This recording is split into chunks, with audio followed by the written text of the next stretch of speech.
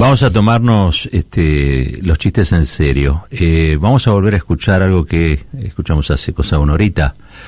Gente que habla livianamente y que en teoría habla seriamente. Y que uno se lo puede tomar con humor. Yo creo que hay que tomarlos en serio. A ver, escuchemos. Waldo, entonces la pregunta que te hago es, ¿Perón? Debatimos de nazismo. O sea, Perón era nazi, querés decir. Socio de los nazis. No, yo no digo que Perón era Pero nazi. si vos sos socio de un nazi, ¿qué sos? Bueno, Campolongo, o sea, si vos sos socio de un nazi, si sos socio de un nazi, ¿qué sos, chicos? Mucho se ha dicho sobre la relación de Perón con el nazismo. Recordamos que, entre otras cosas, Perón fue quien reconoció, el primer país en reconocer al Estado de Israel fue la Argentina, así que bueno, muy nazi no parecía ser. Pero lo cierto es que este tipo de operaciones históricas obviamente tienden a justificar lo que se hizo con el peronismo, ¿no? Históricamente en el país. 18 años de proscripción, 18 años de apartheid político de sus partidarios, de los partidarios del general Perón, la instalación de una falsa democracia constitucional con el principal partido político proscripto. Bueno, todo eso ocurrió en la Argentina, hecho por aquellos que acusan al peronismo de ser nazi. Entonces yo me pregunto, ¿dónde están los nazis? ¿Dónde están los nazis? Miren, es muy conocida la anécdota en la que irrumpen las tropas franquistas en el taller de Pablo Picasso cuando él estaba pintando una obra que es el Guernica de Picasso, quizá una de las obras más importantes de este pintor, y le preguntan los franquistas quién había hecho eso. Y Picasso responde, lo hicieron ustedes. Lo hicieron ustedes. ¿Y qué era? Claro, es una obra que retrata el bombardeo sobre un pueblito vasco llamado Guernica. Bombardeo que fue hecho por una partida se llamaba Legión Cóndor, de pilotos nazis, con la que Hitler trató de ayudar a Franco en la guerra civil. Esto fue en el año 1937, y la verdad que arrojaron 31 toneladas de bombas sobre este pueblo. 31 toneladas de bombas. Son alrededor de 600, un poco más de los muertos producidos por el bombardeo de Guernica. Es decir, nazis bombardeando a un pueblo que se resistía a la dictadura de Franco y que abrazaba todavía el gobierno republicano y democrático. El 16 de junio, hoy se cumplen 67 años, de 1955, los nazis argentinos arrojaron 14 toneladas de bombas.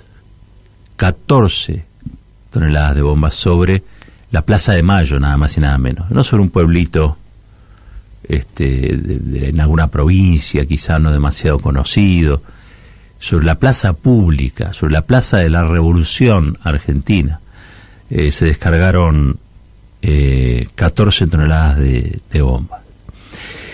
Hubo 355 muertos, que son los verificados. Se supone que hay muchos más de 700 heridos, muchos de ellos fallecieron posteriormente. Y quizá sea uno de los crímenes impunes más grandes de la historia nacional. Hay muchos, hay demasiados.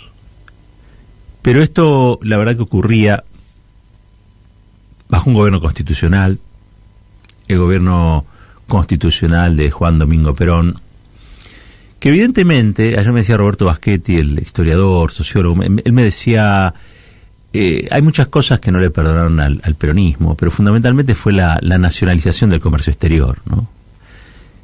Quizá como una de las fundamentales. Y porque el que maneja el comercio exterior maneja el país, tiene el poder del país. Perón había hecho un Estado poderoso. Las asociaciones con el nazismo formaban parte de la demonización, de la satanización de su figura, cosa que se venía dando desde la Unión Democrática, recordemos, ¿no? La neutralidad del gobierno surgido con el golpe del 43 le había permitido a ciertos sectores de la derecha y también de la izquierda generar esta idea, pero sobre todo bajo el guión de Sprilbraeden, que era el embajador de los Estados Unidos, el guión de que Perón, o el gobierno que podía encabezar Perón, un gobierno nazi. Y eso se mantiene hasta el día de hoy, por eso escuchábamos recién a Waldo Wolf diciendo lo que decía, por eso escuchamos a Viviana Canosa diciendo lo que decía. Y yo me pregunto, ¿dónde están los nazis? Porque estoy convencido de que en el peronismo no están, hoy no están. Y si hay algunos son marginales, ¿no? Pero en otros, esa ideología tan nefasta para la humanidad, y que en la Argentina dio por también como resultado, nada más y nada menos, con gobierno genocida, como el de la dictadura cívico-militar del 76 al 83, donde también hubo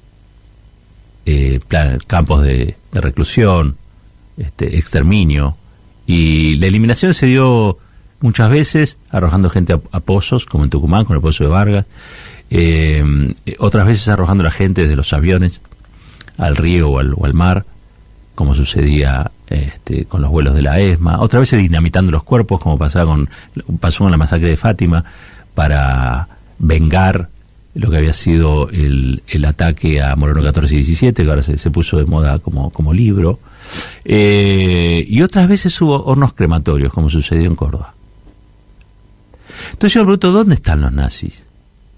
¿Ustedes saben acaso que formaban parte de la fuerza que bombardeó la Plaza de Mayo ese 16 de junio, Macera, que muchos años después, no 2 años después, muchos años después, iba a ser el regidor de la ESMA? Y me vuelvo a preguntar, ¿dónde están los nazis? A mí, la verdad es que tampoco me agrada mucho ir a visitar el pasado para ponerlo en discusión con hechos del presente. Se supone que hay una evolución desde ese 16 de junio hasta ahora, desde el 16 de junio del 55 hasta ahora, de esos mismos grupos. Uno quiere creer que no harían las mismas cosas.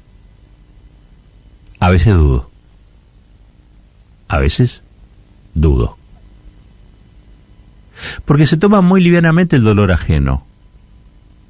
Ahora, ellos pueden decir cualquier cosa, pueden decir que les duele todo, les duele Ucrania, les duele el país, les duele una masacre en tal o cual lugar, les duele que los polos se estén derritiendo, les duele que haya plástico en el océano flotante, les duele.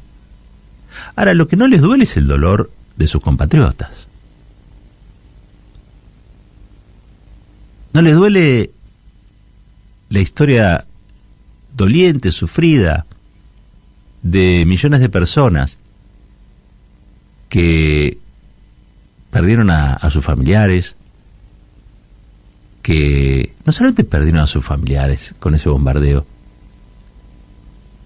sus familiares y la causa